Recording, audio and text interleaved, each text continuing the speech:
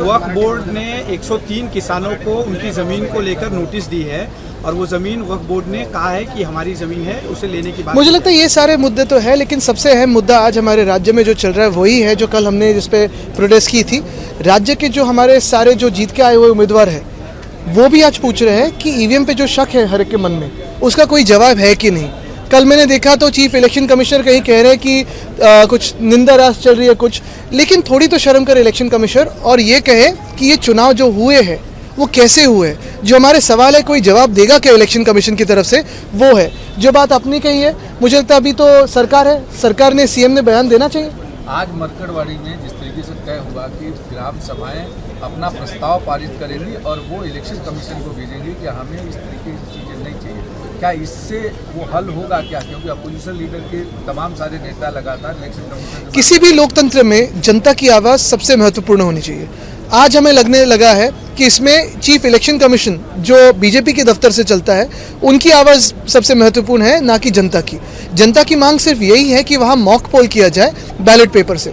Mock poll से कुछ बदलने वाला नहीं है, ना सरकार के जो नतीजे या ईवीएम ने दिया हुआ मैंडेट है वो बदलने वाला है, ना सीईसी ने दिया हुआ मैंडेट बदलने वाला है। लेकिन ये तो पता चलेगा कि सत्य क्या है। ये देश सत्यमेव जयते पे चलता है, सत्तामेव जयते पे नहीं। सत्तामेव जयते पे चीफ इलेक्शन कमिश्नर चल रहे हैं। आज आप लोगों ने शपथ ली है सदस्यता की, तो क्या डिसाइड हुआ? क्योंकि कल आप नहीं, कल हमने कहा था कि कल हम शपथ नहीं लेंगे।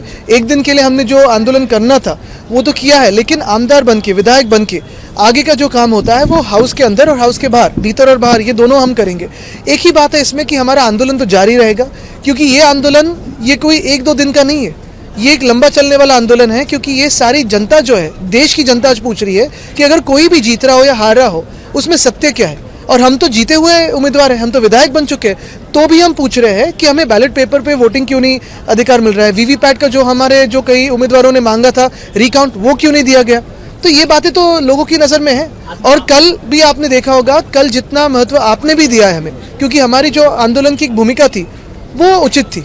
आपके एक विधायक सुनील राउत, उन्होंने बड़ा स्टेप लिया, उनका कह रहे हैं कि मैं इस्तीफा देने के लिए तैयार हूं, लेकिन मेरी विक्टोरिया में भी बैलेट पेपर होना चाहिए। ये मुझे लगता है सभी लोगों की भावना है कि अगर बैलेट पेपर पे हो तो चुनाव हो सकते हैं, लेकिन हमें पता है कि ये इलेक्शन कमीशन जो भाजपा के दफ्तर से चलता है वो होगा नहीं। जो काफ़ी सारे प्रश्न उठाए गए हैं, आखिरी घंटे में जितना वोटिंग हुआ, कितने प्रतिशत वो रिविजन हुई, ये सारे जो जवाब हम मांग रहे हैं, उत्तर मांग रहे हैं, वो तो दे इलेक्शन कमीशन, जनता में आके दे, ना कि सिर्फ निंदा करे।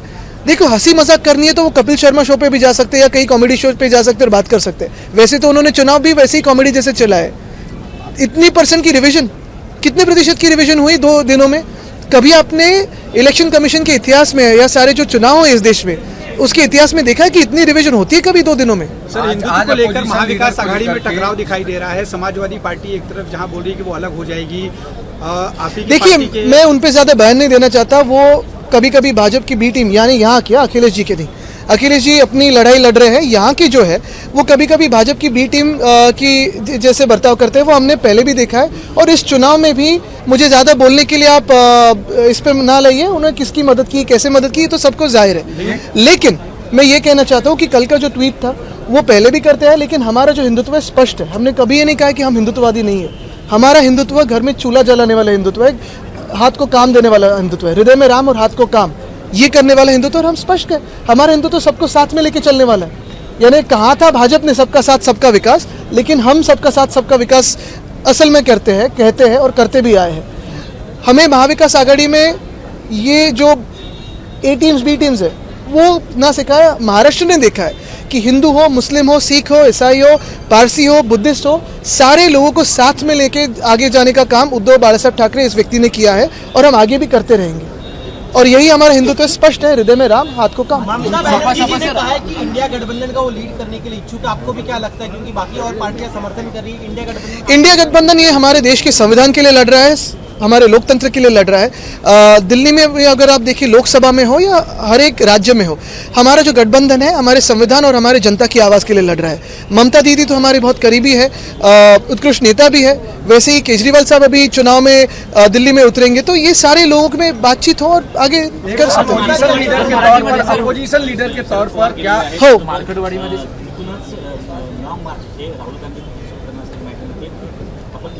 नक्कीच आम्ही जाणार आहोत. आम्ही या टप्प्याटप्प्याने जात आहोत, कारण तिथे आपण पाहताय जास्ती जर लोक गेली तर गडबड पण होऊ शकते. एक महत्त्वाचं आहे, स्थानिक जनतेने मार्केटवाडीमध्ये जे सांगितलं होतं की तिथे बॅलेट पेपरवर मॉक पोल पाहिजे. आता मॉक पोलने सरकार पडणार आहे का तर नाही, पण सरकारच्या मनात एवढी भीती काय, निवडणूक आयोगाच्या मनात भीती काय एवढी? मॉक पोल दिला, बॅलेट पोल पेपरवर दिलं तर काय बिघडते तिथे? उलट तिकडचे जे जिंकून आलेले आमदार आहेत ते पण सांगतात की आम्हाला मॉक पोल द्या. असं नाही ना की कोणी हरलेलं सांगतंय, जिंकून आलेले सांगतात.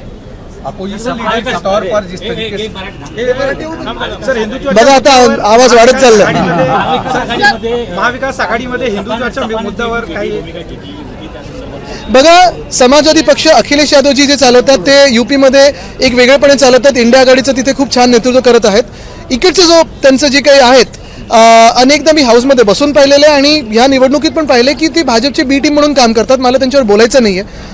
हे जे कालचं ट्विट होतं ते आधी पण करत आले.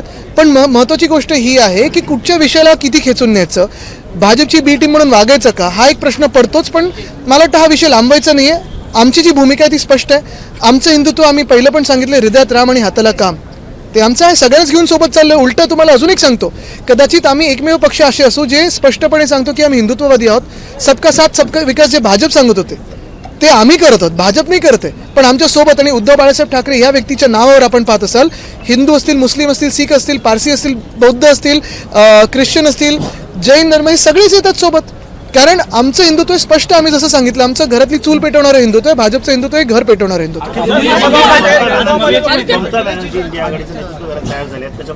मला वाटतं आपण पाहत असाल ह्याच्यात वरिष्ठ नेते चर्चा करतील. पण आज ममता दिदी आहेत, जसं केजरीवाल साहेब आहेत, हे सगळेच नेते त्यांच्या राज्यामध्ये खूप चांगलं काम करत आहेत. हे सगळेच आमच्या जवळचे आहेत. आणि पुढे आपण पाहतोय इंडिया आघाडी ही देशात लवकर सत्तेवर येईल हे आता चित्र दिसायला लागलेलं आहे. म्हणूनच ते ईव्हीएमचा घोळ घालतात. बेळगावमध्ये मराठी एकीकरण समितीने नेत्यांना न येण्यासंदर्भातलं सांगितलेलं आहे. तणावाचं वातावरण आहे. गेल्या अनेक दिवसांपासून खरं तर हा प्रश्न प्रलंबित आहे. अनेकदा आम्ही सांगितलेलं आहे की केंद्र सरकारने याच्यात हस्तक्षेप करावा. अनेकदा आम्ही सांगितलेलं की तिथे युनियन टेरिटरी बनवलं पाहिजे, पण अजून ते होत नाही. अपोजिशन लीडर के तौर पर आदित्य जिस तरीके से चांगलं आहे. मला वाटतं माझ्यासोबत जे आहे तिथे मागे दोघेही, ह्या दोघांमुळे तिथे खूप पाठबळ मिळालंच. आशिष जी आहेत, आमचे सगळे कार्यकर्ते आहेत आणि जनतेच्या आशीर्वादाने आम्ही इथे आलोय, काम करत राहू.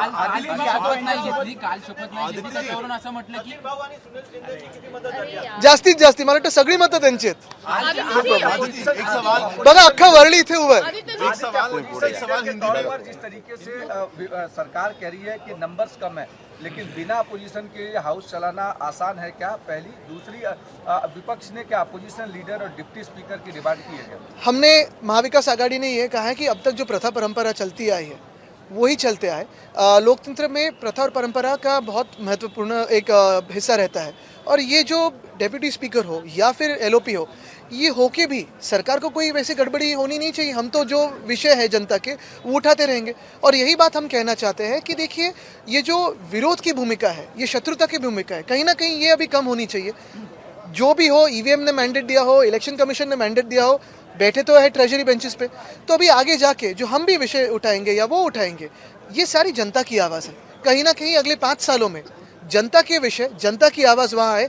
सिर्फ एक दूसरे पे बातचीत करना, गाली देना, चिल्लाना, ये कहीं कम हो जाए. शिवसेना के पास सबसे ज्यादा मैंडेट हाउस में है, तो क्या एलओपी के तौर पर अमूमन शिवसेना का क्लेम बनता है? ये मुझे लगता है हमने तो अब जाके मांगा है, लेकिन इसमें कोई दो राय नहीं है. ये ना कोई एमवीए में गड़बड़ी है क्योंकि बयान चल जाएंगे. मुझे लगता है कि एमवीए ने ये कहा है कि प्रथा परंपरा को आगे लेके जाए. एक मिनट आता है. सवाल जो है वो नासिक की टिप्पल गांव से आया है, क्योंकि एक लड़का था जिसने 6 दिसंबर को एक पोस्ट अपनी इंस्टाग्राम पे स्टोरी शेयर करी. उसकी बहुत बुरी तरह से पिटाई हुई. जो लड़का जो पीड़ित है वो बहुसंख्यक समुदाय से आता है, और ये बात लॉ एंड ऑर्डर को लेकर भी बहुत ज़्यादा सवाल है. देखिए, ये बात हो या काफ़ी सारी जो घटनाएं पिछले कई दिनों में घटी है, मैंने तो देखा अभी पूना में भी सिर्फ 48 आवर्स में कितने सारे इंसिडेंट्स हुए क्राइम के. तो लॉ एंड ऑर्डर सिचुएशन है या नहीं. और मैं तो यही कहूँगा कि अभी इस राज्य में एक सीएम 2 डिप्टी सीएम है. होम डिपार्टमेंट किसके पास जा रहा है वो कहिए तो, ताकि ये सारे मामलों पे कोई हल निकलेगा. क्योंकि होम डिपार्टमेंट ये अहम होता है. होम डिपार्टमेंट यानी लॉ एंड ऑर्डर हो, क्राइम को एक कब्जे में रखने की बात होती है. और यही बात मैं कहना चाहता हूँ कि सब आपसी झगड़ा छोड़ दीजिए. होम डिपार्टमेंट किसके पास है ये बता दीजिए और जाहिर कर दीजिए. बाद में का एक्सपेंशन हो तब हो, लेकिन होम डिपार्टमेंट का कोई निर्णय दीजिए ताकि ऐसी घटनाएं ना घटे. समाजवादीच्या मुद्द्यावर अखिलेश यादव यांच्यासोबत काय बोलणं झालंय का? भाजपा उनके साथ पहले गई थी तो भाजपा से पहले पूछे. नीतीश जी क्या कहते हैं, नीतीश कुमार जी उनसे पूछे. चंद्रबाबू जी अब तक क्या कहते हैं उनसे पूछे. और ये सब पूछने के बाद हमसे पूछे. आदित्य 1999 नंतर उपाध्यक्ष पद जे आहे ते विरोधी पक्षाला अजूनही दिलेलं नाहीये. तुम्हाला वाटतं की यंदा हा नियम लागू करतील? आम्ही हेच सांगितलेलं आहे की आता एवढं बहुमत मिळाल्यानंतर प्रथा परंपरा परत सुरू करा. लिखित स्वरूपामध्ये तुम्ही मागितलेला आहे तो नियम कोणता आहे? मला वाटतं 3 महत्त्वाचे नेते जाऊन भेटून आलेत देवेंद्रजींना. मग पुढे बघू कसं काय. काल तुम्ही शपथ नाही घेतली त्याच्यावरून बावनकुळे असं म्हणतात की संविधानाला मानणारे म्हणतात आम्ही, पण काल त्यांनी दिलेल्या संविधानाचा अधिकार वापरून ते चायनाचं संविधान म्हणतात, मकावचं. आम्ही ह्या देशाच्या संविधानासाठी लढत आहोत आणि ह्या देशाच्या संविधानासाठी आम्ही जे लढत असताना ज्या संविधानाचा तुम्ही अपमान करून घटनाबाह्य सरकार 2 वर्ष बसवलं, महाराष्ट्राची लूट केलीत, त्याच संविधानाचा अपमान करून ईव्हीएम ला जे काही जुगाड करून तुम्ही जिंकला आहात त्याच्या विरोधात आम्ही लढत आहोत. नेते मुख्यमंत्र्यांना भेटले, काय चर्चेतून निघालाय? मी नव्हतो त्याच्यात. एबीपी माझा, उघडा डोळे बघा नीट.